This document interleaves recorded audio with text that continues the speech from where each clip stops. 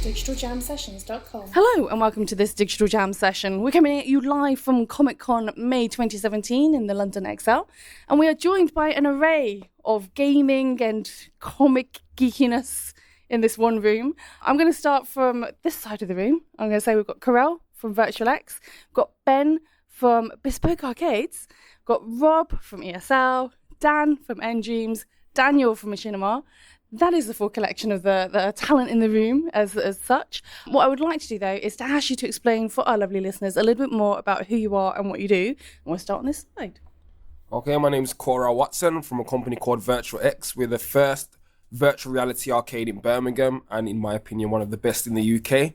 So if you come into our store, which is in Birmingham Bullring, you can play an array of different virtual reality titles, games, so anything you see on YouTube from the famous YouTubers, you can more or less do in our store. Okay. I'm Ben from Bespoke Arcades. We produce the world's finest arcade machines, custom arcade machines. Basically, customers can choose to design their own cabinets or custom brand their machines exactly as they wish. Comes with an array of licensed games. Once you get them home, you can put on all your emulators as you wish. And we sell them in Harrods and Selfridges big stores there, and just looking to get our name out there. I'm Rob. I work for ESL. We're the leading esports brand in the world. We run tournaments and leagues all over the globe. I specifically work in the UK as the senior product manager, working on all of the events and things that we do here in the UK for esports. Wonderful. I'm Dan, communications manager at Endreams. We are the UK's largest developer and publisher of virtual reality titles. You might have heard of some of our titles already. Perfect, which is a relaxation experience. The Assembly, which is a story game. And we've also got Bloody Zombies, which we're showing here at MCM Comic Con today. Hello guys, I'm Dan. I'm the CEO of Machinima UK. We are part of the biggest MCN in the world. We cover movies, games, anything popular culture, and we do it in a satirical fashion, so we don't take ourselves very seriously. And that's us in a nutshell, basically. Okay. And for our lovely listeners who may not know what an MCN is, just because, sometimes people don't know what these things mean, we mean Content Network. That's right. Yeah, that's right. Sorry. Wonderful. Sorry. It's okay. Just can't assume these things of our lovely listeners. I know. Apologies. Sometimes. Sorry, guys. Sorry. Apologies. Okay. So, one of the reasons why we've got all of you lovely people in the room is because we want to talk about gaming and the evolution of gaming in the context of events like Comic-Cons and conventions. And one of the things that was really interesting to me was the diversity and the array of different types of tech experiences and interactions that we're seeing on the show floor this year, which is why I kind of brought you guys together specifically, because we've got people like Ben with his bespoke arcade systems, and they're these lovely cabinets, pretty much hand-finished cabinets that we're talking about here. Yeah. Hand-finished. And it's kind of one of those things that you don't really see much of that kind of thing a lot, unless it is somebody who's really hardcore. It's a great thing because obviously the retro games, it's a way to kind of relive your youth, because certain songs evoke memories of when you were younger. But when you play certain games as well, that evokes memories. It's very difficult to get that feeling back, and that's something that an arcade machine does. So. I may be showing my age here, but when I saw the Tekken 3 cabinet, I was just like, yes! That was cool, actually. Yeah, that was cool. Yeah. I haven't seen one of those in so long. Outside of a pub, anyway. But then on the other end of that spectrum, we've got people like Dan from Endreams and also Carell from Virtual X, where we're talking about virtual reality and that end of the spectrum when it comes to gaming. And I'm kind of curious from your perspective, because I think it's very easy to be in your bubble when you're in the tech industry and you're in the virtual reality industry, to kind of assume that everybody knows what this thing is and everybody's playing it or everybody's got a headset. But obviously, the truth of the situation is not everybody's really experienced. And I think you commented about this earlier, Carell, in the show, where a lot of the people that have been coming past your booth, it's the first time they're seeing VR, and they're kind of, quite surprised. And I think it's quite strange for me, especially me, because I see so many people come into our store and you start to think, everybody knows about virtual reality now. It's just not the case. So coming to Comic-Con, I assumed a lot of people would have at least tried virtual reality, and then you realize a lot of people haven't even tried the Samsung headgear, for example, or something much smaller scale. So the vibe to them is like, I've always seen this. I've always wanted to try it. So it's inspiring to me as well. So it just makes me feel like we're occupying the correct space, and we've just got so much more people to reach out to. Okay. So from your perspective, Daniel, I'm going to say Daniel to keep you separate from Dan. That's fine. You're kind of putting together this content, you're communicating out to big audiences.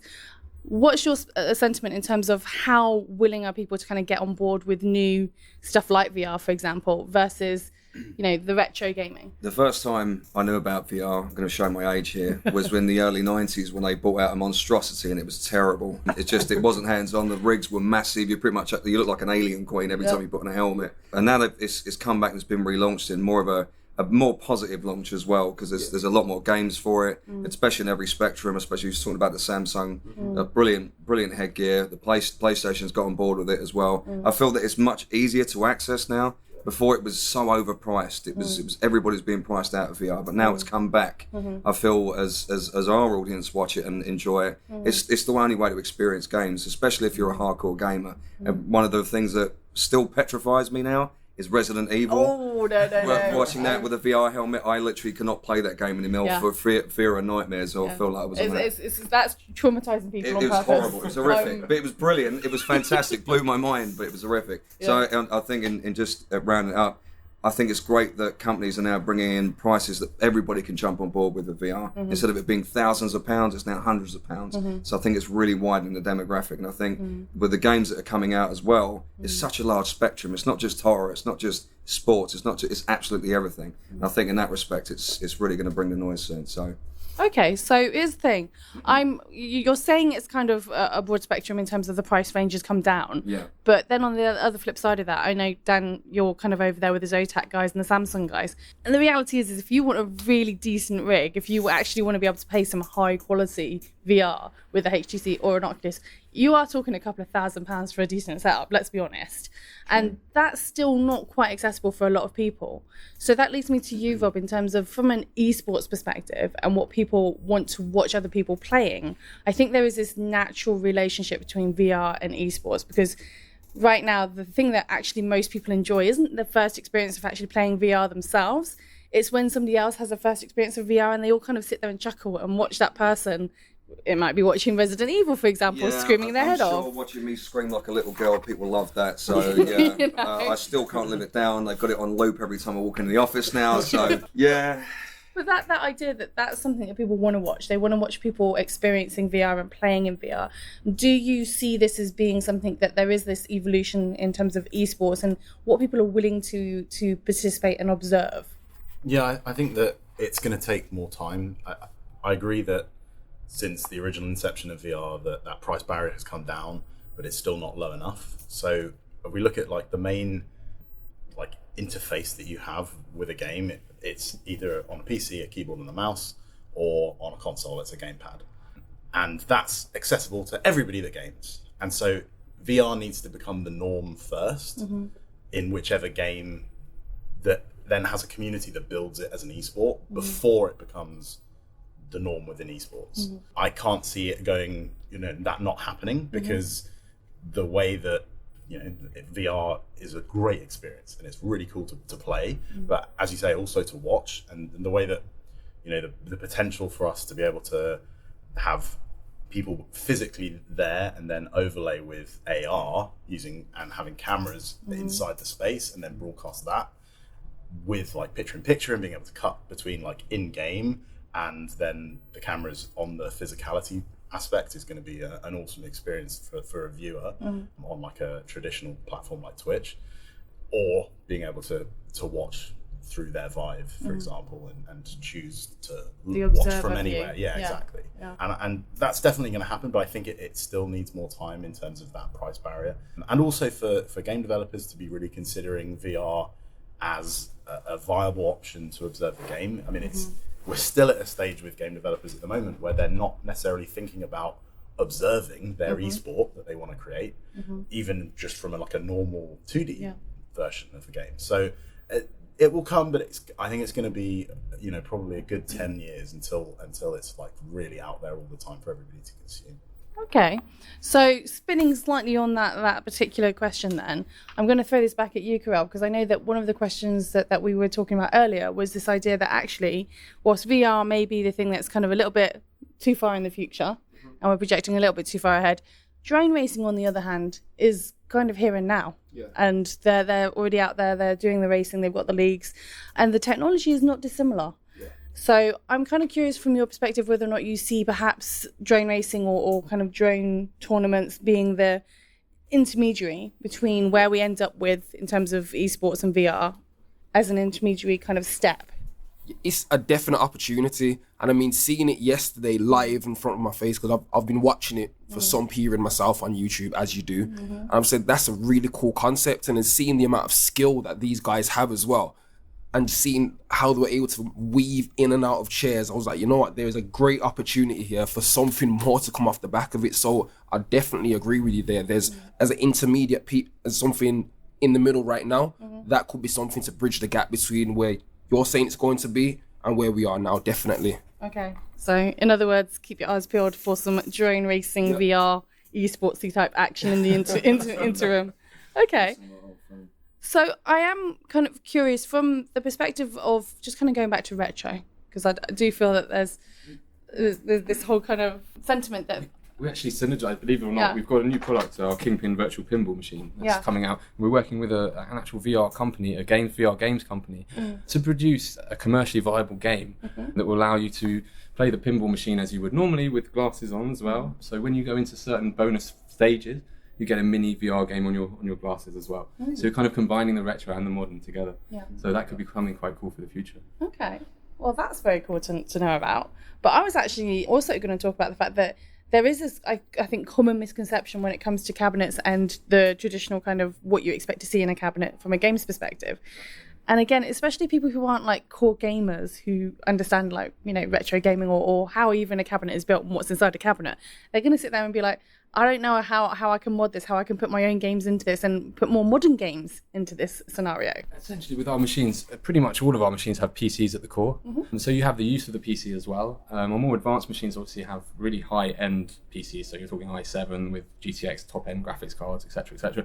So you can actually run all the latest Steam games, all the latest PC games on your machines, all the latest online games, as well as all your retro stuff as well.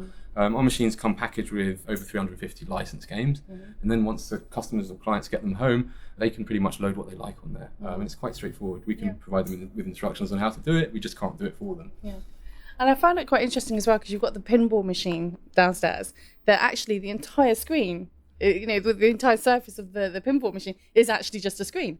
And again, I don't think people necessarily think that's the case with this type of thing. Believe it or not, it's actually 3 screens. So you've got the playfield screen, which is a 43-inch large LCD, and then you've got the DMD screen at the back and the large playfield glass as well, back glass screen. And they replicate, you've also got the whole works inside, so you've got all the different clackers and motion things that do all the noises and everything inside. Nice haptic buttons on the side. And the bonus of it is that you can play all the latest games. So you can play stuff like the Pinball Arcade on there, you can play Zen Pinball, all your new Steam games, as well as loading on extra games as well if you wanted to. You can create your own tables.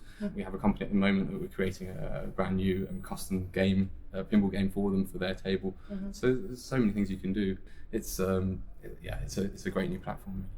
Okay, so I'm curious from your perspective, Daniel, when you are kind of engaging with the audience who are kind of gamey type, Very gaming audience. yeah, you know, I'm trying not to say geek, but you know, Geek, no, we love geeks, man. we should embrace it. We should embrace it. We're all geeks geeks. here. This is a safe room. Once upon a time, it used to be a bad thing. Yeah, I know. No, it's trendy to be geeks, man. Yeah. It's shit, exactly. Shit to be geeks, man. It's the way forward. It's the way forward. But I am curious from your perspective, there is, I suppose, still this kind of wall, if you like, of the people who are mainstream, don't really get this stuff, who are looking over the fence at the people who, you know, this is their home, you know, and this is that kind of difference between you saying to somebody, hey, you know, let's talk about Ready Player One or something like that, and there's that inherent internal knowledge within the community. And then there's that kind of gate, that barrier that somebody else who's not really into that industry or into that kind of culture is kind of sitting there, I really don't, they're speaking a foreign language, I don't get what they're on about. I feel those walls are gradually breaking down, though. It's thanks to things like the Marvel Cinematic Universe and not so much the DC Cinematic Universe at the moment, because it's pretty terrible, but I'm hoping Wonder Woman's going to be good. Wonder Woman, there's a lot of hope for Wonder Woman. Yeah, I'm hoping Wonder Woman's going to nail it. I really hope it is, because... Suicide Squad, man. Oh, no. Them's fighting words. Yeah, I'm really hope Wonder Woman's doing it, because like Go the Girls, I really hope it does well. But yeah, I think with the movie side, it's the walls are definitely coming down. You see people now picking up Empire magazine that never picked it up before, that actually want like an actual rundown of the movie, which is great. So I hear 15 years ago you'd walk into a pub and you'd hear everybody talk about football. Now you walk into a pub and you're just like, oh, did you see like Iron Man? Have you seen this? Have you seen the Avengers? Can't wait for the Justice League? I was watching 4 guys in football shirts in just literally the Fox down the road, talking about Injustice 2. Yeah. That's amazing. I've never thought I'd see that in a million years. So I think in that respect, our demographic has grown, definitely. People that I'd never think in a million years would even watch what we put out or read what we put out are now commenting and actually getting involved. I think that's great. I think the barriers are definitely coming down. I hate the stigma that comes with, I read comic books, all that kind of stuff. Because of that, because of these new genres, it's all gradually not completely there, but it's definitely getting there. I would say it's definitely not there yet, because young man, I'm looking at you, Rob. Vainglory last weekend, I walked towards the entry booth, and one of the staff was like, no, you've come to the wrong place, it's over there, you need to go. Because they assumed I didn't want to come to an esports event. It's just like, I'm clearly walking towards this entrance. Yeah. This is clearly where I intended to go. But aside from those perceptions, I'm kind of curious, from your perspective, whether or not you think that there is more that needs to be done in terms of just kind of making it more user-friendly, making it more mainstream-friendly. And I say this on the basis of, yes, we all talk about movies, but I think there's still a little bit more work to be done when it comes to games. And Dan, you probably can kind of attest to this a little bit more from a kind of game dev, game industry perspective, in terms of, I think there is still that we're the gamers, we understand this stuff, and you don't, because you don't play the game. So, don't talk to us about our thing, is kind of, there is that sentiment still a little bit. I think, it's all a platform thing. I mean, game developers are trying to make their games as accessible as possible to various different audiences. So, back in the day you had Facebook and you had social games. And I used to work at EA, and we had The Sims, which was a very popular game, but we had The Sims Social on Facebook, and you got to see people interacting with a game that they love, but also on Facebook. And you've got games like Candy Crush that people play on their mobile phones, but they also play on Facebook and they play on PC as well. And then you're moving into more some of like the hardcore games. So you've got Battlefield and Call of Duty and Need for Speed, and you're seeing people go from the mobile to the console, and then from the console they want something more. They're starting to learn that they can get more power out of the gaming system, and then they move into PC. PC Master Race. Yeah, PC Master Race. and it's quite cool, because on the mobile side, from our perspective, from VR, having the Samsung Gear powered by Oculus is a great platform for people to be able to, do VR on mobile. You've got Google Daydream as well, which is great.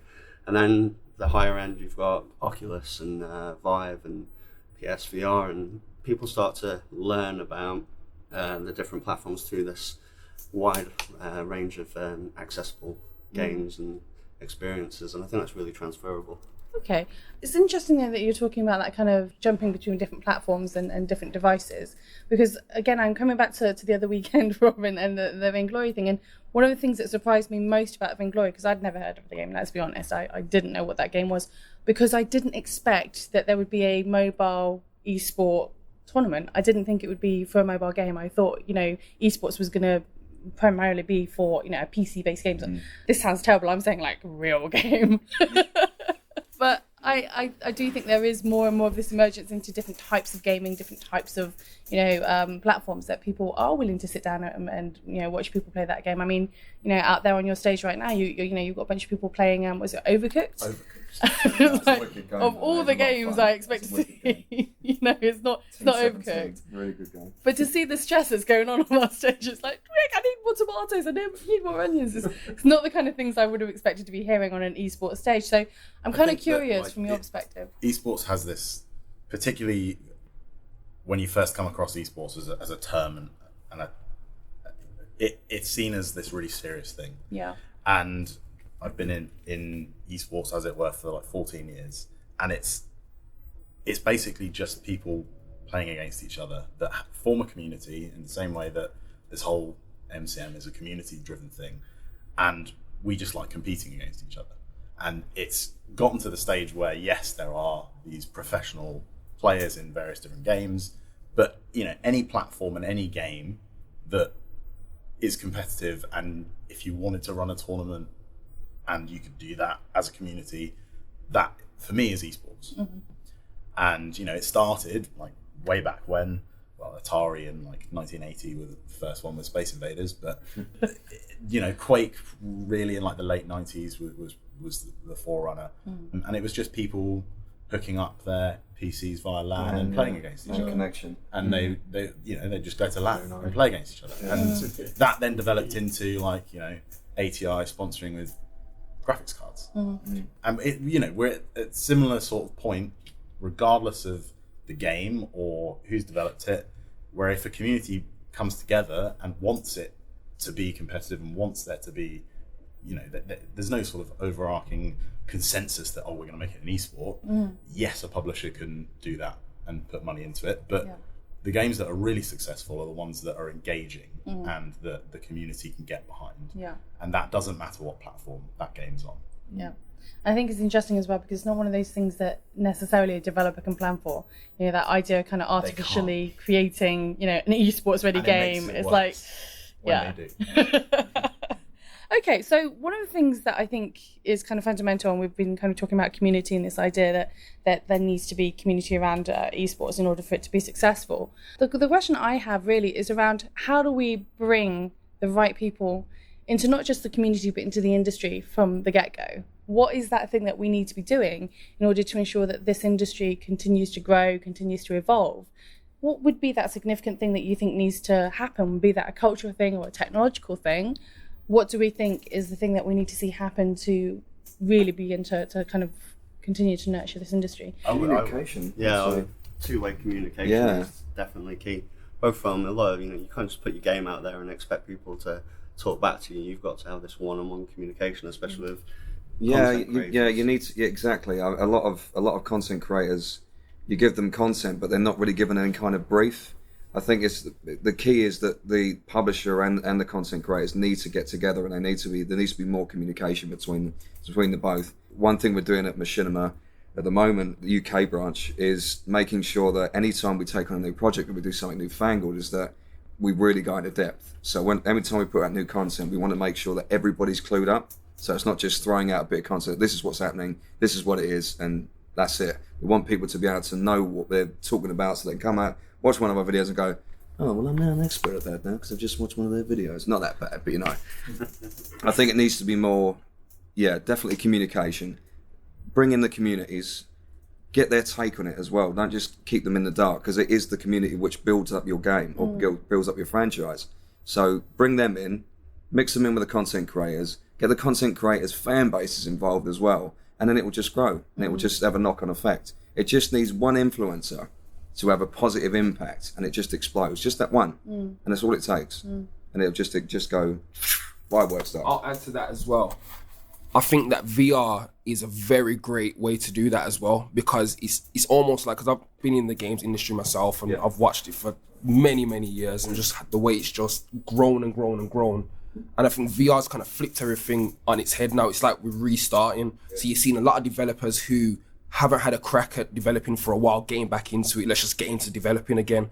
And I think that they need to start talking to arcades, because we're the feet on the ground at the moment now. We're the ones that are data capturing, seeing the types of people that are coming in, seeing the trends of people who like to play, the repeat custom, everything like that is coming through Virtual X right now. So I know for me especially, and my business partner Aaron, we're trying to reach out to so many developers. So any developer we meet, we try and say to them, listen, we have this great model here. We can gather data that you will never get, because I feel like developers get a bit lost. When you're developing, you get so one-track minded that you forget that, you know what, in this case anyway, you can say, let's speak to Virtual X. What kind of mechanics are people taking to? What kind of mechanics don't work? And we can say to you, okay, 30% of people don't like this, 70% of people really like this. And when that gets fed back up to the chain, to your content developers, to your publishers, that's when you can start to develop titles that are going to capture people even more. And that will start to make these killer apps, and you will know exactly why and which mechanics actually made that happen. So that's my opinion. That's how I think we're going to bring more people into this community. And you may see even older people start coming to Comic-Con. Not older people, but people like my mum, for example, who would have never come to Comic-Con. I've sent her some of the pictures of today, and she's like, that looks awesome. I never would have thought I'd heard that from my mum in a million years. It's good. It's good. I mean, you see people from so many walks of life now that come to Comic-Con. I remember when it just used to be the younger crowd, and then you had like the Trekkies. I'm a Trekkie myself. You had the Trekkies in like their 50s and 60s, like trying to come back in with the kids, and it didn't really work.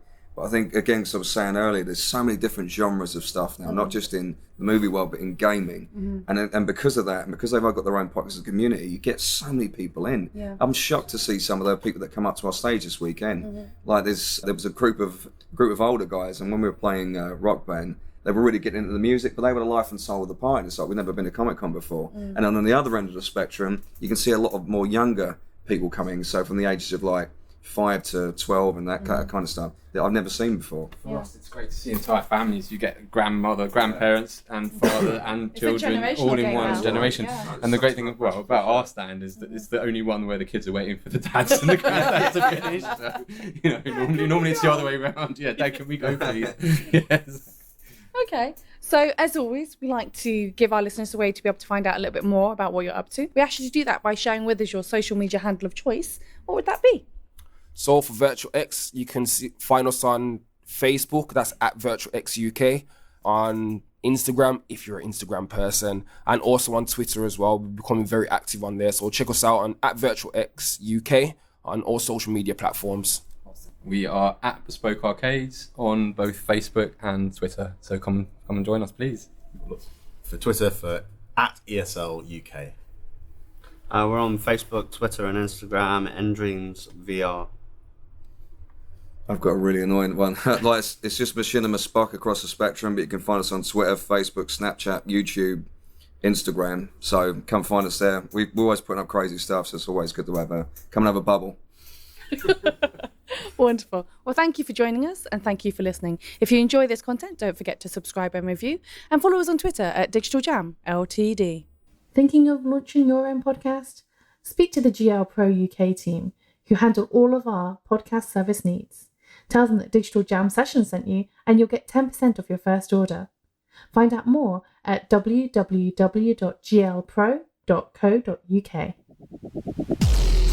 DigitalJamSessions.com